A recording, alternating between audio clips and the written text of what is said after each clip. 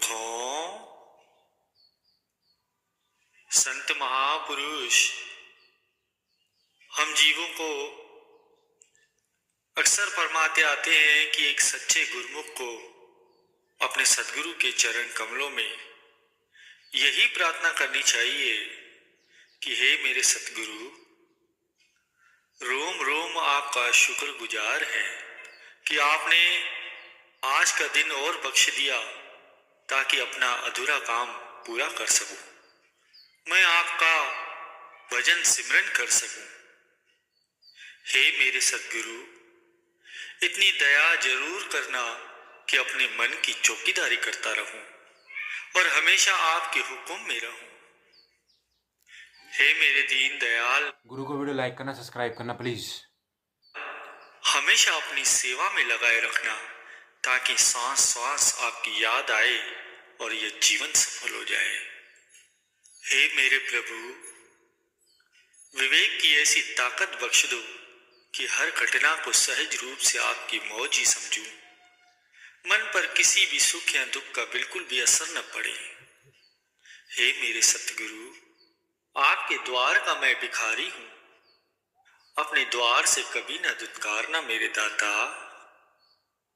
बस यही एक प्रार्थना अपने सतगुरु के चरण कमलों में करनी चाहिए। आगे संत महापुरुष और फरमाते हैं कि सतगुरु के वचनों पर जो त्रिलोकी का राज्य न्यौछावर कर देता है वह परमात्मा को प्राप्त करता है और सतगुरु की प्रसन्नता में ही सब कुछ समाया हुआ है। बड़ा उसे समझो जो नम्र भाव को अपनाता है। मन तो काल और माया का एक एजेंट है और हमेशा इसी ताक में रहता है कि जीव को किसी न किसी तरह भगवान की भक्ति से दूर करूं।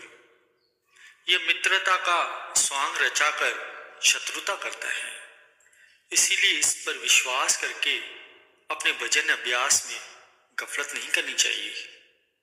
जितना बड़ों की आज्ञा में रहोगे उतनी ही शांति उपलब्ध होगी और तुम में सच्चे ज्ञान की वृद्धि भी होगी। और जिन लोगों ने विद्या, गुण और धन का मान कर सदगुरु की सेवा प्रेम से नहीं की, उन्होंने तो अपना जन्म ही व्यर्थ गंवा लिया है। जो लोग सेवा को त्याग कर श्रेष्ठ बनने का प्रयास करते हैं उन्हें परिणाम में असफलता को मुंह देखना पड़ता है। विद्या से बुद्धि में वृद्धि होगी और संत महापुरुषों की संगति से श्रद्धा में। जहां बुद्धि नहीं पहुंचा सकती वहां तुम्हें श्रद्धा पहुंचाएंगी। जितना पुरुषार्थ तुम वाद विवाद में विजय प्राप्त करने के लिए करते हो, उतना यदि स्वयं को नेकी और कमाई में लगाने के लिए करो तो प्रतिवादी स्वयं ही तुम्हारे चरणों में आ पड़ेंगे। बुराई की बातें बिल्कुल मत सुनो, अगर सुन भी लो ना तो उन्हें तुरंत दिल से निकाल लो, क्योंकि संत महापुरुष तो केवल हमारे से यही चाहते हैं कि हम अपना मन श्री सद्गुरु देव जी को अर्पण कर दें। जरा अपने मन में जाकर तो देखो, आपको पता ही नहीं लगेगा कि वहां कितना कूड़ा करकट भरा हुआ है। मलिन विचार, विषय विकार और नाशवान विषयों के प्रति आसक्ति, यही सब कुल मिलाकर इसमें भरा पड़ा हुआ है। अगर हम इस मन की सभी हानिकारक प्रवृत्तियों को अपने सद्गुरु के चरणों में अर्पित कर देते हैं तो इसमें हम बहुत बड़ा लाभ कमाते हैं।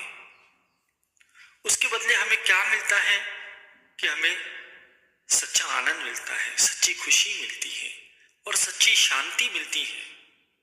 अब इससे बड़ा कोई लाभकारी सौदा हो सकता है? हमें कई बार सद्गुरु के साथ का एहसास भी तभी होता है जब बाकी सभी सहारे साथ छोड़ जाते हैं, तब सद्गुरु जी हमारे साथ खड़े होते हैं। यानी कच्ची दीवारें जब तक गिरती नहीं तब तक हम पक्की दीवार की पहचान करने का हमको मौका ही नहीं मिल पाता। कई गुरुमुखों को ये अनुभव है कि उन्होंने जब जब भी देखा है जब किसी का सहारा नहीं होता तब उनको सद्गुरु का सहारा होता है। परंतु वो ही गुरुमुख हैं जिनको अपने सद्गुरु पर पूर्ण विश्वास है और जिसका साथ सद्गुरु देते हैं उसका कोई भी कुछ नहीं बिगाड़ पाता। सच्चा सत्संगी, सच्चा गुरुमुख तो वही है जिसने सच्चे संत सतगुरु जी से नाम पाकर सुमिरन में पूरा समय लगाकर अपनी आत्मा को शब्द से जोड़कर मालिक से मिलाप करे, सत्य का संग करे। और यही सत्य का संग ही सच्चा सत्संग है। बाहर मुखी नहीं है, अंतर्मुखी सत्संगी ही सही मायने में सत्संगी है। हमें अपने विचारों के अनुसार चलना तो बहुत अच्छा लगता है और संगति भी ऐसी ही अच्छी लगती है जो इन्हीं विचारों की हो।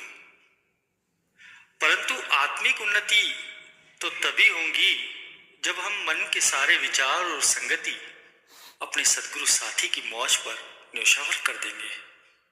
अपनी संपूर्ण सुरती को जहां तहां से बटोर कर सद्गुरु के चरण कमलों में लगाना चाहिए।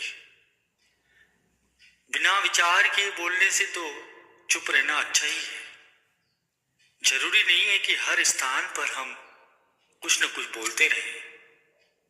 बोलने से पहले विचार करना बहुत ही जरूरी है। जरा अंतर मन में झांककर तो देखिए, क्या हमने विकारों पर विजय पाई है? अगर नहीं तो अपने सद्गुरु के शब्द का आसरा लो, शब्द का अभ्यास करो और विकारों से छुटकारा प्राप्त करो। ये देश भ्रमण करने से या स्थान बदलने से मनुष्य को सुख नहीं मिलता, जब तक कि हम मन के रुख को परिवर्तित करके सत्संग में न लगाएं। सद्गुरुदेव जी की दरबार की सेवा का पूरा हुआ जब सेवा हित चित्त से और आज्ञा अनुसार की जाए। सदैव सद्गुरु या उनके प्रिय सेवकों की संगति ही करो और मनमुखों से अलग रहो। प्रेम सहित सबसे बातें करो, परंतु लापरवाही का बर्ताव किसी से भी न करो। और छोटों से तो ऐसा व्यवहार बिल्कुल मत करो कि वे बेपरवाह हो जाएं। न ही ऐसा दबाव डालो कि तुम्हारे प्रति उसकी श्रद्धा ही खत्म हो जाए। संत महापुरुष हमेशा यही हमें सिखाते रहते हैं, यही उपदेश देते हैं कि गुरुमुख को और सच्चे साधक को गुरु भक्ति को केवल खाली समय के लिए मनोरंजन का साधन नहीं मानना चाहिए कि ठीक है जब समय मिलेगा तभी हम ये गुरु भक्ति कर लेंगे। या कई लोग तो ऐसे समझते हैं कि जीवन भर पापों की मलिनता को ये गुरु भक्ति ही धोने का अस्थायी माध्यम है। ऐसा नहीं है। इसे अपना परम लक्ष्य मानो। यही मानो कि सद्गुरु को इसी जन्म में ही प्राप्त करना है। इसके लिए हमें अपने सारे संपर्क, कार्य, व्यवहार, अनुभवों को इस परम लक्ष्य की प्राप्ति की ओर लगा देने चाहिए। जैसा धन कमाने के लिए लगाते हैं कि नहीं? जितने संपर्क है, जितने कार्य व्यवहार है, जितने अनुभव है, सब धन कमाने के लिए लगा देते हैं, परंतु सच्चे धन की तरफ तो हमारा ध्यान ही नहीं रहता।